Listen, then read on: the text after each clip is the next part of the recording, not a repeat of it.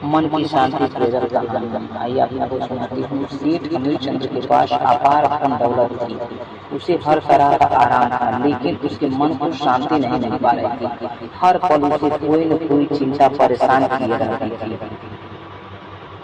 एक दिन वह कहीं जा रहा था तो रास्ते में उसकी नजर एक आश्रम पर पड़ी।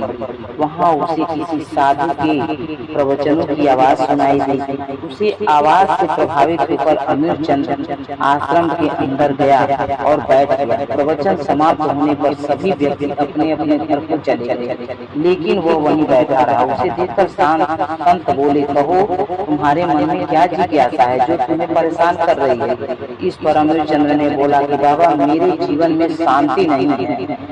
यह सुनकर संत बोले, घबराओ नहीं, तुम्हारे मन की सारी अशांति अभी दूर हो जाएगी। तुम आंखें बंद करके ध्यान की मुद्रा में बैठो। संत की बात सुनकर ज्यों ही अमीरचंद ध्यान की मुद्रा में बैठा, त्यों ही उसके मन में इधर उधर की बातें घूमने लगी और उसका ध्यान भटक गया। सेठ बोला, चलो जरा आश्रम का एक चक्कर लगाते हैं। इसके बाद वे आश्रम में घूमने लगे। अमीरचंद ने एक सुंदर वृक्ष देखा तथा उसे हाथ से छुआ। हाथ लगते ही उसके हाथ में एक कांटा चुभ गया और सेठ पूरी तरह चिल्लाने लगे। यह देखकर संत वापस अपनी कुटिया में आए, कटे हुए हिस्से पर लेप लगाया। कुछ देर बाद वह सेठ से बोले, तुम्हारे मन में जरा सा कांटा चुभा तो तुम बेहाल हो गए।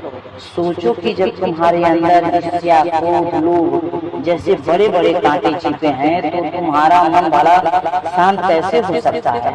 संत की बात से सेठ अमीरचंद को अपनी गलती का एहसास हो गया। वह संतुष्ट होकर वहां से चला गया। उसके बाद सेठ अमीरचंद ने कभी भी ईर्ष्या नहीं की, क्रोध का परित्याग कर दिया। घृणा, ईर्ष्या, द्वेष, ये सभी बुराइयां मनुष्य को नरकगामी बनाती हैं।